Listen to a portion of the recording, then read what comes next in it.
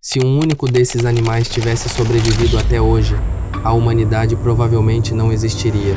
Durante milênios, a humanidade inventou monstros, dragões, leviatãs, criaturas das profundezas. Só que hoje, a ciência revelou algo muito pior do que qualquer mito. Esses monstros foram reais, não ficção, não lenda, fósseis, ossos, evidências concretas. Cada criatura que você vai ver nesse vídeo existiu de verdade, nesse mesmo planeta onde você vive agora.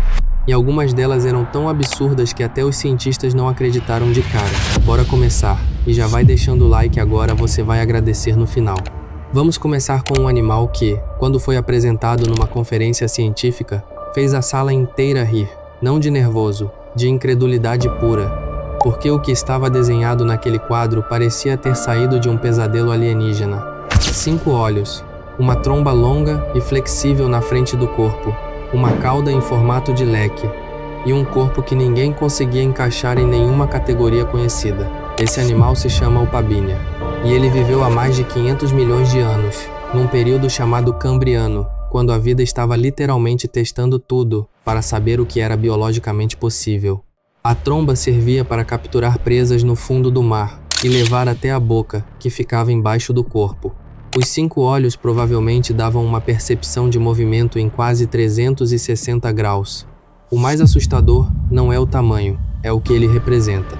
A evolução já criou formas de vida tão estranhas que fazem qualquer filme de ficção científica parecer sem criatividade. Agora, esse próximo não entra na lista por ser monstruoso. Ele entra porque sem ele, você não estaria aqui agora. O Tiktaalik viveu há cerca de 375 milhões de anos. Era um peixe, mas não era qualquer peixe. Enquanto todos os outros peixes do planeta nadavam normalmente, o Tiktaalik tinha nadadeiras com ossos. Ossos que funcionavam como punho, como dedos. Ele conseguia se apoiar no fundo do mar raso, levantar o corpo da água e se mover com os braços. E tinha mais. Ele tinha um pescoço, algo que nenhum peixe antes dele possuía. Ele conseguia virar a cabeça independente do corpo, exatamente como você está fazendo agora se alguém chamar o seu nome. Esse movimento que você faz sem pensar começou com ele. O Tiktaalik é o elo entre os animais aquáticos e os terrestres. É a prova fóssil do momento em que a vida olhou para a terra firme e decidiu: eu vou lá. Então, da próxima vez que você olhar para o lado assim, pensa: isso é uma herança de 375 milhões de anos. Agora eu vou te falar de um animal que, se alguém te descrevesse sem prova nenhuma, você ia chamar de mentira. Um escorpião marinho, com até 2,5 metros de comprimento. 2,5 metros. É do tamanho de um carro compacto, vivo, com garras. O nome dele é Jaekelopterus, e ele viveu há cerca de 390 milhões de anos atrás. Mas como um animal desse tamanho é possível? A resposta está no ar que a Terra respirava naquela época. O nível de oxigênio na atmosfera era muito mais alto do que hoje, o que permitia que insetos, aranhas e escorpiões crescessem muito além dos limites que a gente conhece atualmente. Haviam libélulas do tamanho de pássaros, centopeias maiores que cachorros, e o Jaekelopterus dominando as águas rasas. E ele não era lento não, era grande, rápido, agressivo e dominante. Ainda bem que quando o oxigênio caiu, esses bichos encolheram junto, porque um mundo com escorpiões de 2,5 metros é um mundo onde a humanidade não teria a menor chance.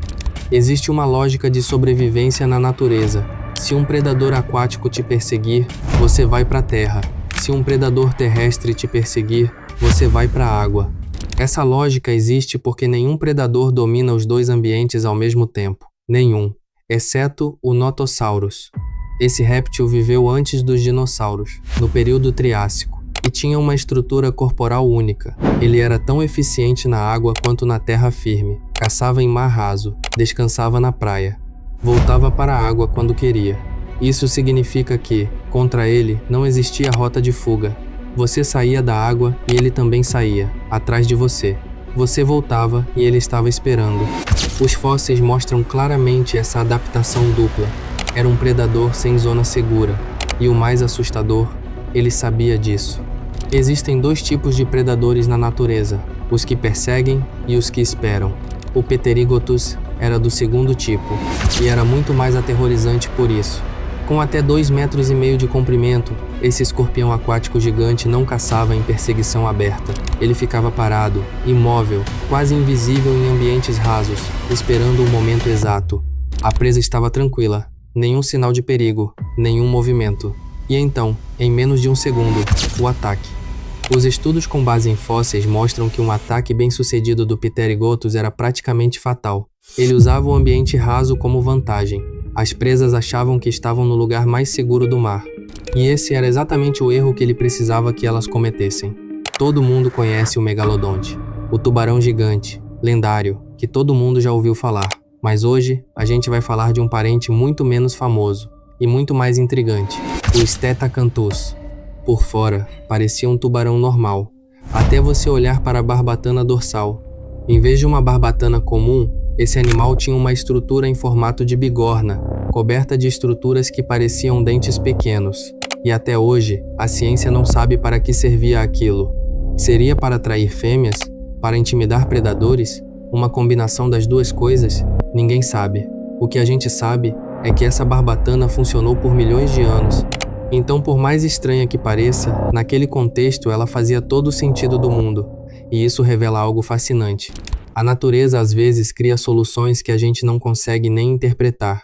Em 1834, um grupo de pesquisadores encontrou um esqueleto enorme, corpo longo, serpentino, cheio de dentes afiados. O veredicto foi imediato: lagarto gigante.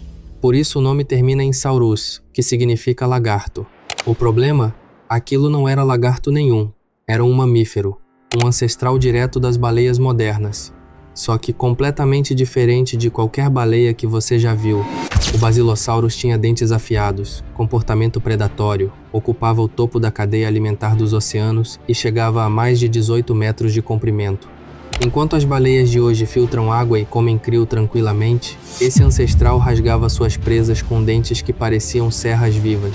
A baleia mais fofa que você já viu na vida. Descende de um dos predadores mais violentos que já nadaram nesse planeta. A evolução é uma história de transformação radical, e o Basilosaurus é um dos exemplos mais dramáticos dessa história. E agora chegamos no último. Guardei esse para o final, não porque é o maior, mas porque, quando você entender o que esse animal representava, você vai olhar para o oceano com outros olhos para sempre. O Pliosaurus, chamado pelos cientistas de Predador X, era um réptil marinho com um corpo hidrodinâmico perfeito, 4 nadadeiras extremamente musculosas e uma cabeça que funcionava como uma armadilha biológica. Quando os pesquisadores analisaram o crânio, encontraram algo que os fez parar. A força da mordida do Pliosaurus chegava a 33.000 newtons. Para você entender o que isso significa, o crocodilo de água salgada, considerado o animal com a mordida mais forte do mundo hoje, chega a 16.000 newtons. O Pliosaurus tinha o dobro.